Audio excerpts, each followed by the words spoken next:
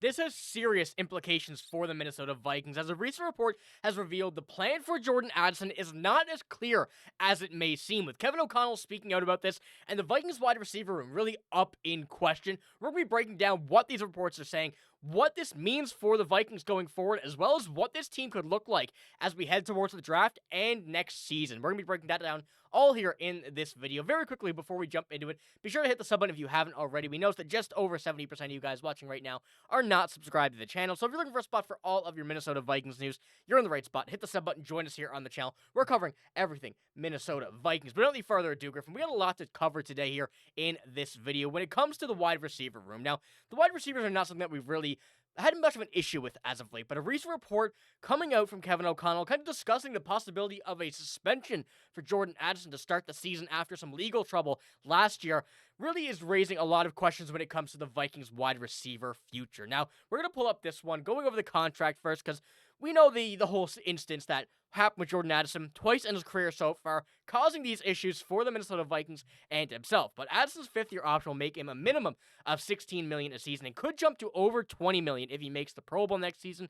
Jalen Nailor, the wide receiver 3 for the Vikings, could also contend for a $10 million deal in free agency after Tutu Atwell did that in this offseason. Now, the Vikings' plan has pretty been clear-cut, seeming like it was going to be Justin Jefferson, Jordan Addison, and Jalen Nailor is making a very, very good case to become the wide receiver 3 permanently for this team, with even the possibility of coming to a wide receiver 2. But with what Kevin O'Connell had to say and what we're going to touch on here in a bit, things could be looking different for this wide receiver room. But Griffen, looking at these contracts here first, regarding Jordan Addison, regarding Jalen Nailor, the money that is going to be allocated to these two over the next few seasons is certainly a lot, with already what you have for Justin Jefferson, already what you're paying a lot of these other players.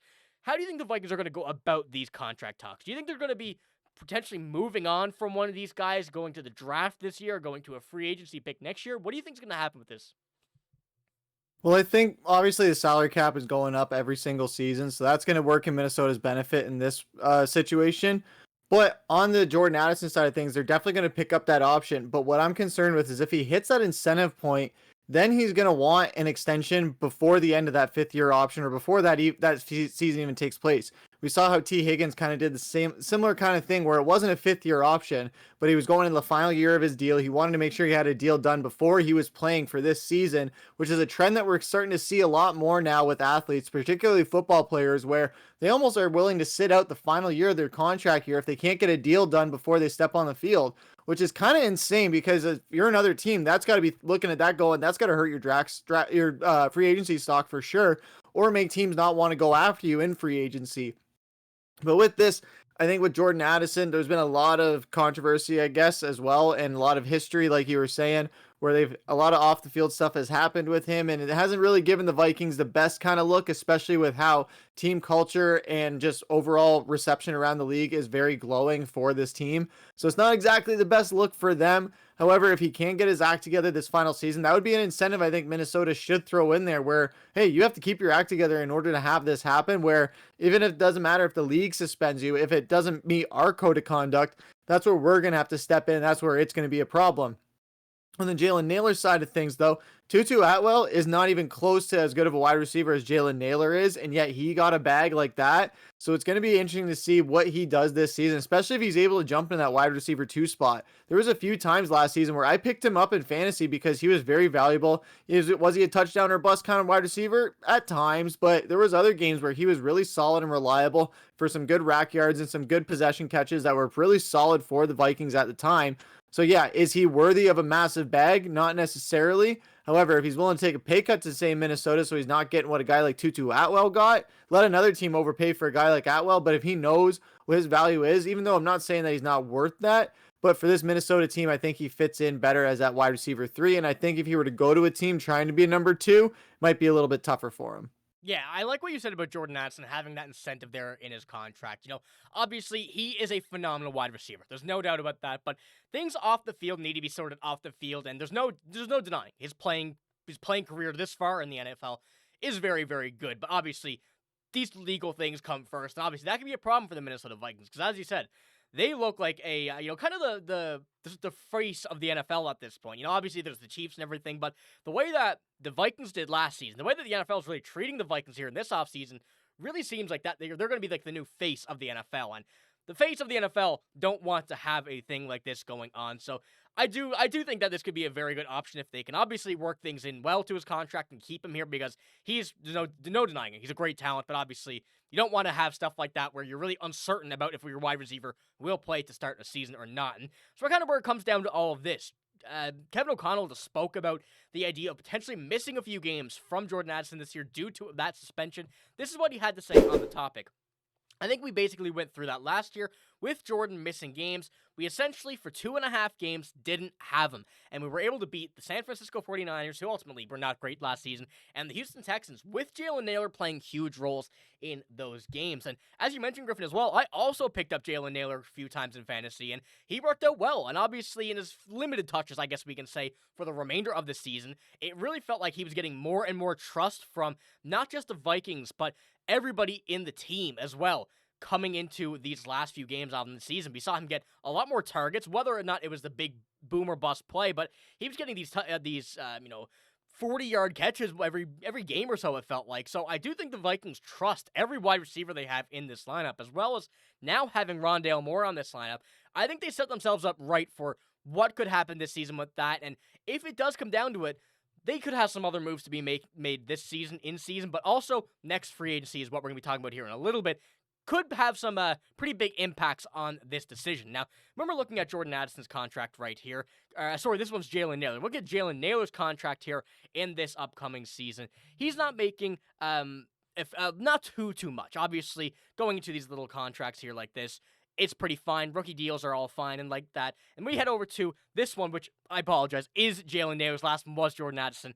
These deals right now are completely fine. But as these articles mention, when we do get into the expiring years of these contracts, things can go up to what's looking like $26 million, which is quite a big price to pay for a wide receiver 2 and 3. So ultimately, as you mentioned, Griffen, if one of them has to walk, I think Jalen Nailor would be the guy. That Tutu Atwell contract is expensive for him, and Jalen Nailor is way better than Tutu Atwell. A bit of a bias there, but also not at all. And looking at that, the Vikings are not going to want to pay. They have J.J. McCarthy on that great rookie deal, helping them get Justin Jefferson in specific.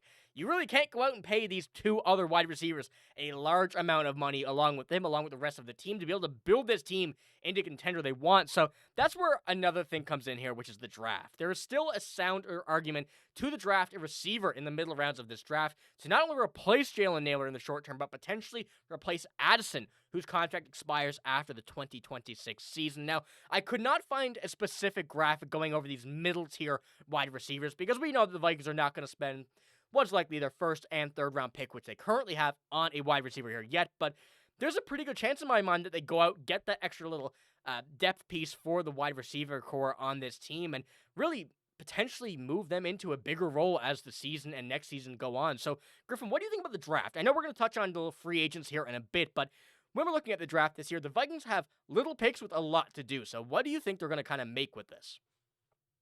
Well, I think a lot of people are projecting that the Vikings are going to trade back just so that they can get more draft capital, which it makes sense just because of the amount of weapons or pieces that they want to have in place, not just for JJ McCarthy, but like you were saying, for the future, for if Jalen Nailor needs a replacement, for if they want to move on from Jordan Addison. So they want to find that kind of diamond in the rough that they, not exactly fully in the rough where it's a late round pick, but they can get some some middle round picks, like you were saying, where they can get a guy who is going to be overlooked by some teams or doesn't exactly meet the other team's criteria, but would fit in well with this Minnesota team, or has the potential to blossom into a player that can develop within this system so that in 3 years from now or 2 years from now, he's just ready to go and you can pass him the reins as wide receiver 2 or number 3. In the case of Jordan Addison, I think if he finds himself in another situation like we're seeing him in, for sure he's going to get moved on from in Minnesota. They definitely don't want that. However, if he can just put up a massive season, like a T. Higgins-like season, I know I've compared him a lot to T. Higgins, but as far as wide receiver 2 goes, T. Higgins is probably the top number wide receiver 2 aside from Jordan Addison. It's no surprise either. I mean, Minnesota and Cincinnati, very similar wide receiver cores with Jamar Chase, Justin Jefferson, and all that. So if Jordan Addison has a season like that, I could see them almost being forced to have to keep him in that sense, just because the amount of production that he's putting up, you can't validate that where you can go out and get a guy that will be expiring in some contracts that we're going to look at in a second that are going to be up next season. However, if Jordan Addison comes in at the age that he's at right now, hitting that stride that he would be able to hit where he's hitting in the major prime of his career, Minnesota almost can't pass that up, even if it would give them a bit of a black eye around the league. Yeah, you see how much struggles it almost seems like the Bengals were going around with T. Higgins this year in his contract with Jamar Chase as well. They got those both signed, but when we're looking at the Vikings, I could see a very similar situation. You want to have 2 wide receivers that can really ball out, and they have that now, but once again, all the issues and everything would have to be resolved before a major contract like that would be signed, would be dished out, and of course the Vikings would, help themselves out with that to be sure that there's like a clause in the contract. If anything like that happened, they can figure something out that way. But like you said, I think it's a great option that Jordan Addison could be kept if he has a major season, which he has in the past, and I think will once again do it this year. Hopefully everybody stays healthy. He missed a few games last year due to injury, took over very, very good when Justin Jefferson was hurt a few years ago as well, and hopefully we see that come into a regular occurrence now, having that elite level of talent in every single game. We saw a bit of a irritation, I guess we could say, from him last year, not getting the ball, and ultimately when that came out, that was resolved. He was getting the ball a lot more, playing much better, and ultimately seemed like these two want to stay as a 1 and 2, and I hope that is the case. But when we get to free agency, I feel like this is something that a lot of people are going to be looking at when it does come down to it, depending on what happens with Jordan Addison. Now, there's obviously a few big names here, Terry McLaurin, Mike Evans, being the 2 biggest here. Realistically, I'm going to say those are unachievable in the contract prices. If you can't sign Jordan Addison for that much, Terry McLaurin would be the next best option, but you're going to have to go a bit cheaper on that side. But Christian Kirk, Deebo Samuel, Cortland Sutton, Allen Lazard, Jacoby Myers, a few guys there. Not really a horrible decision. Jacoby Myers is someone I think is very underrated. Is almost 30 years old, and it does seem like he's a lot younger. He feels like he's a lot younger, but him and Allen Lazard are 2 guys that I really like here. 2 very, very different types of wide receivers, but 2 wide receivers, 2 types of wide receivers the Vikings don't really have. Allen Lazard is a much bigger guy. I would almost consider him a borderline tight end. Brock Bowers and him could really switch positions and be fine. But Allen Lazard is someone I think that the Vikings could use as a wide receiver 3. Something like that wouldn't really be a wide receiver 2 at this instance. Would be 31 next season in the offseason. But if they can find someone a bit on the younger side, someone who can really step into this wide receiver 2 and hold that down for a few years, there's a few good options here and a few more that I also just don't have on this list. So, Griffen, who do you have in mind here? Obviously, this is nothing confirmed. This is kind of all speculation from us here. But from this list of wide receivers here, there's a pretty good crowd of them. Yeah, this is just 2 guys just shooting the breeze at the bar. And I would Jacoby Myers was initially one that jumped out at me. You took that one from me, so I'll go a bit differently. As much as I would love to have Scary Terry there, even though he is a bit older, he will be expensive. He's hitting a really new stride of his career with Jaden Daniels being there, so that's awesome. Deebo Samuel, he's a bit of a band-aid as good as he is, and how much you can utilize him in the offense. That would be really nice.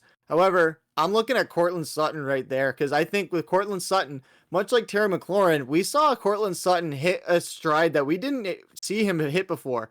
Bo Nix being there was everything that he needed for him to just be a trusted wide receiver 1 on that Broncos team, and he really showed up and showed out last season. He was one that I wish I had drafted in fantasy just because he was putting up great numbers that he hadn't been putting up in the past 2-3 seasons. So I think Cortland Sutton's another guy where, like Scary Terry, where he's a bit older in the 30 range. He'll be 31 by the end of the next season. However, I think he's hitting a second stride of his career right now, where he's going into a second prime in a sense, where that's a guy that you want to snatch up if you can get him, especially at a good price that he probably will come in at. Yeah, Cortland Sutton was, I think, one of the most consistent wide receivers I've seen last year, and especially on that new stride. Bo Nix really showing out there, and goes to show what could happen with J.J. McCarthy in any given scenario for any other wide receiver. So if that's not a pitch, I don't know what is. I think it's a great opportunity here. And one final thing I kind of want to touch on here is the Vikings offense, as good as it is, and as good as, every position here on the offense now is, especially with the new rebuilt offensive line, the wide receiver room, I wouldn't say is really that deep. Of course, Justin Jefferson really can count for 3 wide receivers. Jordan Addison there, also very, very good. Jalen Nailor still very good, but just say you have Jalen Nailor potentially leaving. Jordan Addison may be suspended or gone again.